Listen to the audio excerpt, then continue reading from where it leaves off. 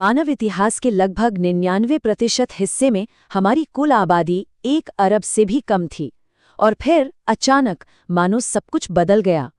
आज हम आबादी में हुए उसी जबरदस्त उछाल की कहानी को समझने वाले हैं जिसने हमारी दुनिया को हमेशा के लिए बदल कर रख दिया।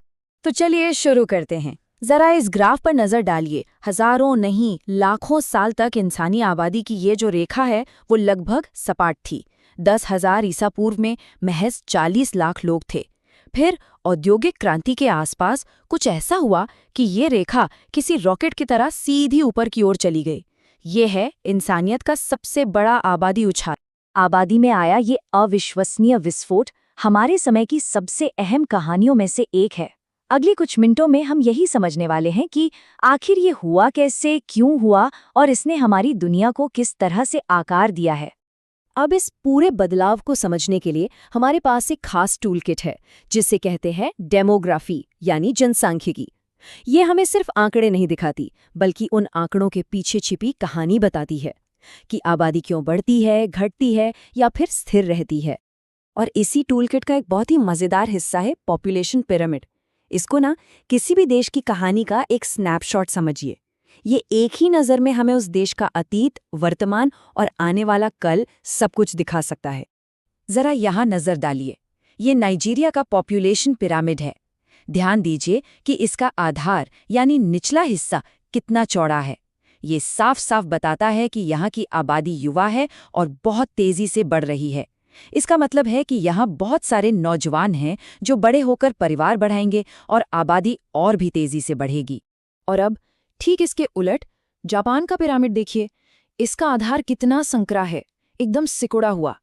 ये एक उम्रदराज और घटती हुई आबादी की निशानी है। ये भविष्य में आर्थिक चुनौतियों का भी संकेत है क्योंकि इसका मतलब है कि काम करने वाले हाथ कम हो रहे हैं और देखभाल की जरूरत वाले बुजुर्ग बढ़ रहे हैं। तो जाहिर है जब आबादी इस तरह रॉकेट की स्पीड से बढ़ने लगी तो दुनिया भर में इसे समझने की कोशिशें शुरू हो गईं। और इसी कोशिश से 2 बड़े और एक दूसरे से बिल्कुल अलग सिद्धांत सामने आए। और इसने एक बहुत ही डरावना सवाल खड़ा कर दिया। एक ऐसा सवाल जिसने सदियों तक बड़े बड़े विचारकों की नींद उड़ा दी। क्या हम इंसान अपनी ही धरती पर बोझ बन जाएंगे? क्या हमारे संसाधन खत्म हो जाएंगे? इसी डर के बीच साल 1798 में एक विचारक थे थॉमस माल्थस। उन्होंने एक बड़ी सीधी लेकिन बहुत ही डरावनी भविष्यवाणी की।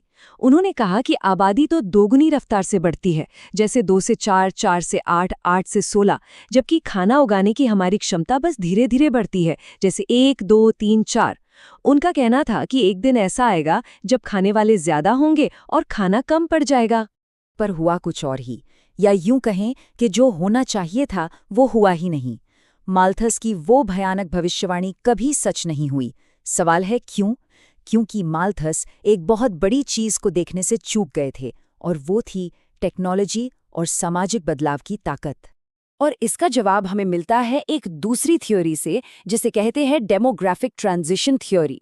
ये थ्योरी डेटा के आधार पर यह दिखाती है कि आबादी का तेजी से बढ़ना असल में एक टेम्पररी फेज है, एक पड़ाव है जिससे विकास के रास्ते पर लगभग हर देश गुजरता है। तो ये मॉडल पूरी कहानी को 5 आसान स्टेज में समझाता है। स्टेज 1, जन्म दर और मृत्यु दर दोनों बहुत ज्यादा थीं, तो आबादी धीरे धीरे बढ़ रही थी। फिर आया स्टेज 2, हेल्थ केयर बेहतर हुआ, तो मृत्यु दर तो तेजी से नीचे आ गई, पर जन्म दर उतनी ही रही और बस यही हुआ पॉपुलेशन एक्सप्लोजन। अब आता है स्टेज 3 और ये बहुत जरूरी है। यहाँ जन्म दर भी गिरने लगती है। वजहें कई हैं, जैसे महिलाओं की शिक्षा का बढ़ना, फैमिली प्लानिंग के तरीके उपलब्ध होना और लोगों का शहरों की तरफ जाना। स्टेज 4 तक आते आते जन्म और मृत्यु दर दोनों ही कम हो जाते हैं और आबादी स्टेबल हो जाती है। और अब तो कुछ देश स्टेज 5 में भी पहुंच चुके हैं जहां आबादी असल में घट रही है। तो अब जब हमने ये समझ लिया कि आबादी क्यों बढ़ी, तो अगला सवाल है कि ये बढ़ी हुई आबादी गई कहाँ? इस जनसंख्या वृद्धि ने इंसानों के रहने के तरीके को हमेशा हमेशा के लिए बदल दिया। ये चार्ट साफ साफ दिखाता है कि दुनिया की आबादी का वजन किस तरफ है। देखिए, 2022 में दुनिया के लगभग 60% लोग सिर्फ एशिया में रह रहे थे। ये बहुत बड़ा नंबर है और ये हमें ये भी बताता है कि भविष्य का विकास कहाँ होने वाला है।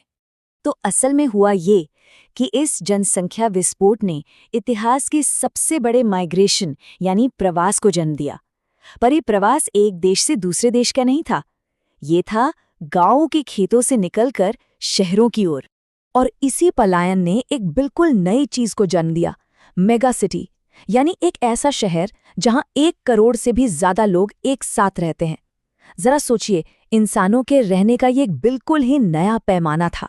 लेकिन कहानी यहीं नहीं रुकी, शहर और बड़े होते गए, इतने बड़े कि वे एक दूसरे में मिलकर फैलने लगे। इससे बने कॉनरबेशंस। दिल्ली एनसीआर इसका एक बेहतरीन उदाहरण है, जहां दिल्ली, नोएडा, गुरुग्राम, फरीदाबाद जैसे कई शहर मिलकर एक विशाल शहरी इलाका बन गए हैं। और फिर आता है सबसे बड़ा पैमाना, मेगालोपोलिस। ये आपस में जुड़े हुए बड़े बड़े शहरी इलाकों की एक पूरी चेन होती है जो मिलकर एक ही विशाल शहर जैसा काम करती है। ये शहरीकरण का आप कह सकते हैं क्लाइमैक्स है। तो ये सब हमें आज की हकीकत पर ले आता है, हमारे शहरी भविष्य की चुनौतियों और सवालों पर।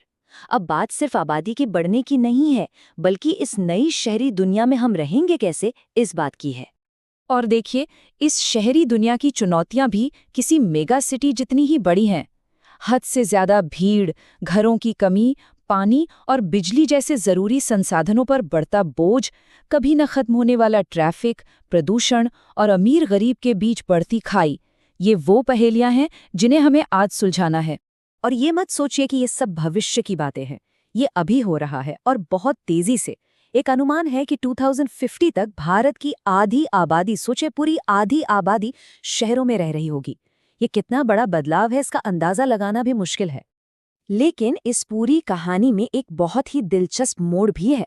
संयुक्त राष्ट्र का अनुमान है कि ये महान जनसंख्या विस्फोट अब अपने अंत के करीब है। हमारी आबादी साल 2086 के आसपास करीब 10.4 अरब पर अपने शिखर पर पहुंचेगी और फिर वो घटने लगेगी। जी हाँ, घटने लगेगी। तो आखिर में ये सारी बातें हमें एक बहुत बड़े सवाल पर लाके खड़ा कर देती हैं। हम ये जानते हैं कि इंसानी आबादी का शिखर अब दूर नहीं है। हम ये भी जानते हैं कि हमारा भविष्य शहरी है। तो सवाल ये है कि इस नए शहरी ग्रह पर हम सब मिलकर कैसी दुनिया बनाना चुनेंगे।